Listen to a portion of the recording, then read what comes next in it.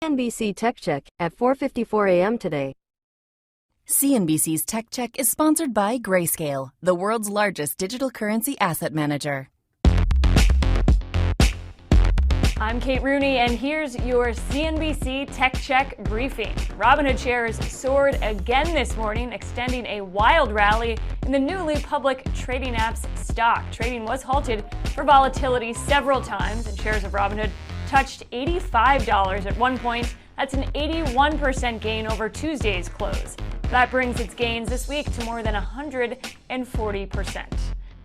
Meanwhile, Amazon has launched two programs as part of an effort to give products a second life when they get returned to businesses that sell items on its platform or fail to get sold in the first place. The so-called Fulfillment by Amazon programs will help build a circular economy, the company says in a blog post. This comes after British broadcaster ITV reported that Amazon is destroying millions of items of unsold stock at one of its 24 UK warehouses every year. That includes smart TVs, laptops, and drones. And Lyft reported second quarter earnings on Tuesday, easily beating on both the top and bottom lines. Lyft reported revenue of $765 million. The company also beat Wall Street's expectations for active riders at 17.14 million. The company says it saw strong demand from riders in July, despite an increase in COVID case counts. And that's it from the West Coast. We'll see you right back here tomorrow. From DW News Brief at 11 a.m. today.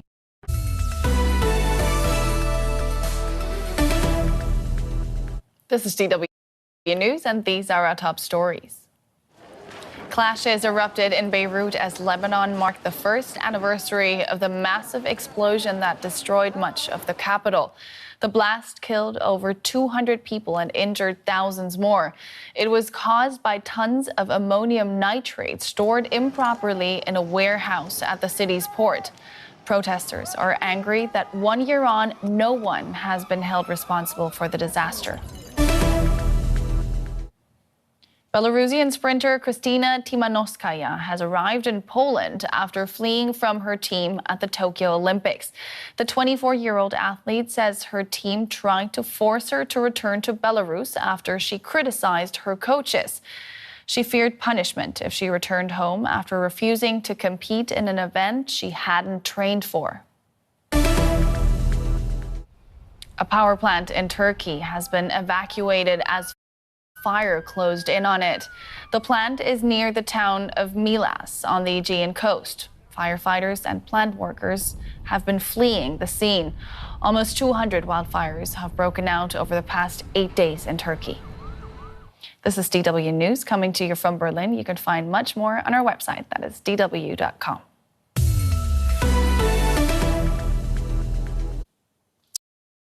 From NPR News Now at noon today. Live from NPR News, I'm Shay Stevens. Florida Governor Ron DeSantis is firing back at President Biden for urging some governors to aid public health measures to stem the spread of COVID-19. NPR's Greg Allen reports that DeSantis criticized Biden for promoting what he called lockdown policies and a biomedical security state. Florida has been at the center of a resurgence of the virus, and hospitalizations for COVID-19 are at an all-time high. Asked about policies in Texas and Florida, where school districts are banned from requiring students to wear face masks, Biden said Tuesday if governors aren't going to help, they should, quote, get out of the way. At a news conference in North Florida, Governor DeSantis responded. But let me tell you this. If you're coming after the rights of parents in Florida, I'm standing in your way. I'm not going to let you get away with it. DeSantis accuses Biden of not doing enough to secure the southern border. The Florida governor says it's up to parents, not public health experts, to decide whether their children will wear face masks. Greg Allen, NPR News, Miami. Former Vice President Mike Pence is urging people to get vaccinated against COVID while also standing by his conservative principles. Houston Public Media's Andrew Schneider has more on Pence's comments Wednesday at a college conference in Houston. Pence touted the achievements of Operation Warp Speed, the Trump administration's program to develop and approve COVID-19 vaccines in less than a year.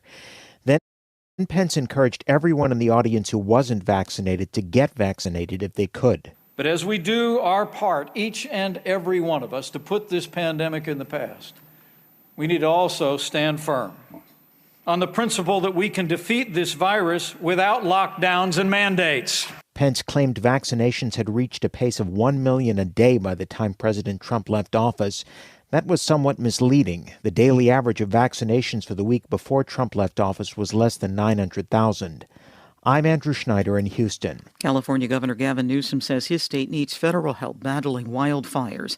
During a tour of burned areas of his state on Wednesday, Agriculture Secretary Tom Vilsack told Newsom that government help is on the way. We have to have more boots on the ground, and I pledge to you and commit to you that will happen. We need to make sure that our firefighters are better compensated. Governor, that will happen. We need to do a better job and more forest management to reduce the risk of catastrophic fire. Governor, that's going to happen. Vilsack says the infrastructure bill that's pending before the Senate contains money to help western states battle wildfires. At least 10 people have been killed in the crash of a van in the South Texas town of Encino. At least 20 others were injured in the mishap. Investigators say the van was carrying migrants when it tipped over a few miles from a border checkpoint. Authorities suspect that the driver of the overloaded vehicle lost control. You're listening to NPR News. France's top court is imposing a €10 million fine on Emmanuel Macron's government for failing to reduce air pollution. As Rebecca Rossman reports, the government received multiple warnings before receiving the landmark sanction. France's constitutional court had given the government 4 years to improve air quality in more than a dozen parts of the country to fit European standards. But in its ruling, it said pollution was still too high in several areas, including Paris and Lyon.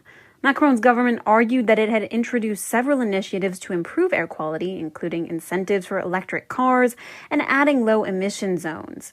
But some of Macron's environmental measures have sparked public outrage. A proposed fuel tax hike in 2018 prompted mass protests and the start of the Yellow Vest movement, before being scrapped altogether. The court will reevaluate air quality in several months and could issue another fine. For NPR News, I'm Rebecca Rossman in Paris. The Mexican government is suing U.S. gun manufacturers and distributors. The complaint was filed in federal court in Boston Wednesday.